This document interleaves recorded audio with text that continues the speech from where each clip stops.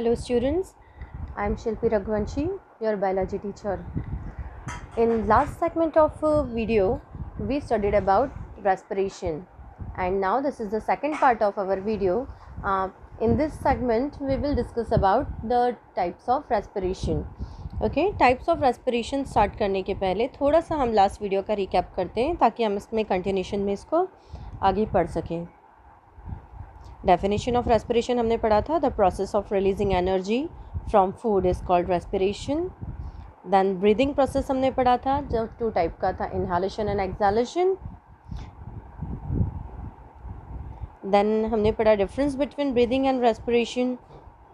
After difference today we are studying about the types of respiration. The first is aerobic respiration. Respiration is divided into two different parts. First is aerobic respiration and second one is anaerobic respiration. First हम aerobic respiration को clear करेंगे, then anaerobic respiration को. What is aerobic respiration? Aerobic respiration की definition है it take place in the presence of oxygen.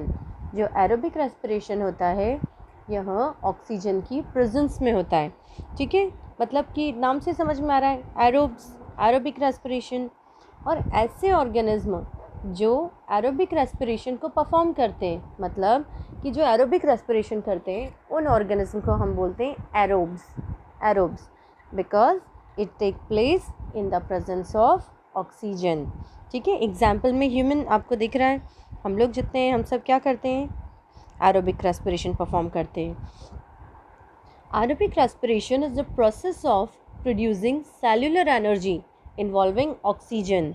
हमारे body के अंदर जो सेल्यूलर एनर्जी जो रहती है उसको ऑक्सीजन की प्रेजेंस में जो सेल्यूलर एनर्जी परफॉर्म होती है, इन्वॉल्व होती है या प्रोड्यूस होती है, उसी को वो एरोबिक रेस्पिरेशन के अंदर होती है. ठीक है, इसको हमें केमिकल रिएक्शन के थ्रू पढ़ सकते हैं. प्रोसेस इसकी आप ध्यान से देखो. ग्लूकोज है, आपको दिख रहा है पूरा प्रोसेस यहाँ पर ध्यान से. ग्लूकोज है, ये ग्लूकोज क्या है, हमारी बॉडी में ग्लूकोज यानी जो फूड है हमारा वो फूड ग्लूकोज के फॉर्म में हमारी बॉडी के अंदर स्टोर है. क्लियर, हम सब जानते हैं कि जो फूड हम ले रहे हैं वो फूड हमारी बॉडी के अंदर बाद में ग्लूकोज के फॉर्म में स्टोर रहता है. ठीक है, ग्लूकोज के अपने में कन्वर्ट होता है. ये जो फूड मटेरियल है हमारा, ये फूड मटेरियल, ये glucose with the presence of oxygen किस में कन्वर्ट होगा, पायरुविक एसिड में. पायरुविक एसिड एक स्मॉलेस्ट मतलब एक सिंपलर केमिकल कंपाउंड है जो ग्लूकोज से फॉर्म होता है. ठीक है, with the absence of oxygen. ये वाला जो पूरा जो प्रोसेस होगा ग्लूकोज से पायरुविक एसिड का जो कन्वर्जन होगा ये होगा ऑक्सीजन की एब्सेंस में. यहाँ पर ऑक्सीजन की बिल्कुल भी ज़रूरत नहीं पड़ती है, इसीलिए इसका एक और नाम इसको दिया गया है ग्लाइकोलिसिस. हम किसकी बात कर रहे हैं, ध्यान से देखिए. The conversion of glucose into pyruvic acid with the absence of oxygen. इस प्रोसेस को हम बोलेंगे ग्लाइकोलिसिस. क्यों बोल रहे हैं ग्लाइकोलिसिस, हमको नाम से समझ में आ रहा है easily. Glyco that means glucose, lysis means break down, that means the break down of glucose is called glycolysis. ठीक है, इतना आपको इस स्टेप समझ में आया. कौन सा स्टेप है ये, ग्लूकोज पायरुविक एसिड में कन्वर्ट हो रहा है. ठीक है, एब्सेंस ऑफ ऑक्सीजन. अब ये प्रोसेस कहाँ होगी, ये देखिए आपको नीचे एक सेल दिख रहा है. सेल ऑर्गेनल्स ये सब हम प्रीवियस क्लास में अच्छे से पढ़ चुके हैं. ये सारे सेल ऑर्गेनल्स हैं, ये पूरा सेल है हमारा, एक यूकैरियोटिक सेल है. ठीक है, यूकैरियोटिक सेल है इसीलिए इसमें सारे ऑर्गेनल्स हमको इजीली दिख रहे हैं. ठीक है, यहाँ पर हम ऑर्गेनल्स की बात नहीं करेंगे. आपको बीच में जो दिख रहा है एक ब्लू कलर का पूरा जो रीजन दिख रहा है, दिस इज साइटोप्लाज्म. और ग्लूकोज की जो पायरुविक एसिड में बनने का जो पूरा कन्वर्जन का जो प्रोसेस है ये कहाँ होता है प्रेजेंट, कहाँ पर होगा ये पूरा प्रोसेस, साइटोप्लाज्म में होगा, ये साइटोप्लाज्म के अंदर. Is it clear now. अब हम सेकेंड स्टेप इसका देखेंगे. आप ध्यान से देखो, इसका जो सेकेंड स्टेप है यहाँ पर अभी क्या हुआ है हमारा, glucose is break down into pyruvic acid. ठीक है, ये ब्रेक डाउन का प्रोसेस हुआ है with the absence of oxygen. Clear, glycolysis. ठीक है, ग्लूकोज का ब्रेक डाउन.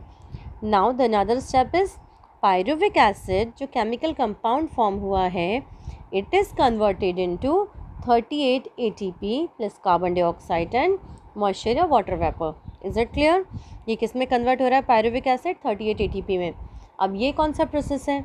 ये जो पूरा प्रोसेस है ये किस तरह से होगा? अब ध्यान से देखो, इस प्रोसेस में क्या होने वाला है।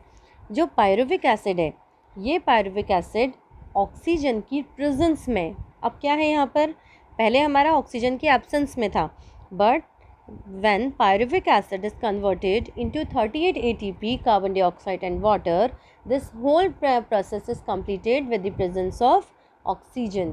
ये जो पूरा प्रोसेस कंप्लीट होगा ये होगा ऑक्सीजन की प्रेजेंस में। इसका एक और नाम है, हम इसको बोलेंगे क्रैब्स साइकिल। क्या बोलेंगे इसको? Crabs cycle. ठीक है, तो ये जो क्रैब्स साइकिल है ये किस में हो रहा है? ये ऑक्सीजन की प्रेजेंस में परफॉर्म हो रहा है। और कहाँ पर होगा ये पूरा परफॉर्म? ये परफॉर्म होगा हमारा, यहाँ पर एक सेल ऑर्गेनल आपको दिख रहा है, बहुत ध्यान से देखिए, माइटोकॉन्ड्रिया। कहाँ दिख रहा है? यस, ये जो आपको पूरा स्ट्रक्चर दिख रहा है ये पूरा माइटोकॉन्ड्रिया का ही स्ट्रक्चर है, जो येलो कलर में आपको दिख रहा है। ये प्रोसेस माइटोकॉन्ड्रिया में हो रहा है। दैट मीन्स क्या होगा, जो 1 मॉलिक्यूल ऑफ पायरुविक एसिड है, हमारी जो प्रोसेस चल रही है इसमें 1 molecule of pyruvic acid with the presence of oxygen converted into 38 ATP। 38, यहाँ एक मॉलिक्यूल पायरुविक एसिड का क्या कर रहा है यहाँ पर? एक मॉलिक्यूल जो ग्लूकोज का है हमारा, वो एक ग्लूकोज का मॉलिक्यूल ऑक्सीजन की प्रेजेंस में 38 ATP में कन्वर्ट हो रहा है। ATP क्या है हम पहले भी पढ़ चुके हैं, अभी आपको मैं वापस बता देती हूँ। ATP is a energy currency of the cell. ये एनर्जी है हमारी, जो स्टोर एनर्जी है ना, केमिकल एनर्जी का जो फॉर्म है स्टोर एनर्जी का, वो ATP होता है। इसका फुल फॉर्म होता है एडेनोसिन ट्राईफॉस्फेट। फिर से बता रही हूँ, एडेनोसिन ट्राईफॉस्फेट। तो आप खुद देखिए कि जो एक मॉलिक्यूल का ग्लूकोज है वो हमारा 38 ATP हमको इतना एनर्जी को प्रोवाइड कर रहा है। 38 हाई अमाउंट ऑफ एनर्जी इसमें प्रोड्यूस हो रही है। कौन सा रेस्पिरेशन हम पढ़ रहे हैं? Aerobic respiration. अब हाई अमाउंट ऑफ एनर्जी हमको मिल रही है, तो ये कहाँ पर हो रहा है प्रोसेस? ये प्रोसेस हो रहा है हमारा माइटोकॉन्ड्रिया के अंदर। कहाँ होगा ये पूरा प्रोसेस? ये होगा हमारा माइटोकॉन्ड्रिया के अंदर। ठीक है, तभी माइटोकॉन्ड्रिया को हम power house of the cell बोलते हैं, बिकॉज हमको जो पावर मिल रहा है वो किससे मिलता है? माइटोकॉन्ड्रिया से। पावर मतलब यहाँ किसकी बात हो रही है? Yes, we are talking about energy. Energy हमको किससे मिल रही है? माइटोकॉन्ड्रिया से मिल रही है। साथ में इसमें कार्बन डाइऑक्साइड और वाटर मॉलिक्यूल इसमें से रिलीज़ होता है। ठीक है, आपको ये वाला समझ में आया? Aerobic respiration, it take place with the presence of oxygen. ये ऑक्सीजन की प्रेजेंस में हो रहा है। हमने अभी देखा जो ग्लाइकोलिसिस है उसमें ऑक्सीजन की ज़रूरत नहीं है, बट जो पायरुविक एसिड का जो कन्वर्जन है माइटोकॉन्ड्रिया में जो पूरा प्रोसेस हो रहा है वो ऑक्सीजन की प्रेजेंस में हो रहा है। ठीक है, अभी हम नेक्स्ट पढ़ेंगे। नेक्स्ट क्या है हमारा? Anaerobic respiration. It take place in the absence of oxygen. जो एनाएरोबिक रेस्पिरेशन होता है वो कहाँ कब होगा? वह ऑक्सीजन की एब्सेंस में होगा। ठीक है, और एग्जाम्पल क्या है इसका, किस में होता है? ये है बैक्टीरियाज में, जितने कुछ some lower organism and bacterias में एनाएरोबिक रेस्पिरेशन हो रहा है।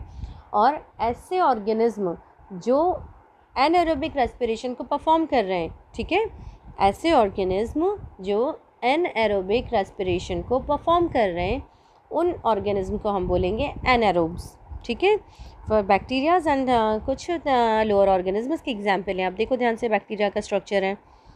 ठीक है, अब हम इसको भी एक पूरा प्रोसेस, इसका प्रोसेस देख लेते हैं, स्टेप के थ्रू इसको समझेंगे। यहाँ पर क्या है, ध्यान से देखो, ग्लूकोज है। ग्लूकोज यहाँ पर सेम वो वाला जो हमने अभी एरोबिक में पढ़ा था, सेम जो फर्स्ट स्टेप है वो बिल्कुल एज इट इज़ होगा जैसा एरोबिक में हो रहा था। जो ग्लूकोज है वो ऑक्सीजन की एब्सेंस में यहाँ पर किस में कन्वर्ट हो रहा है?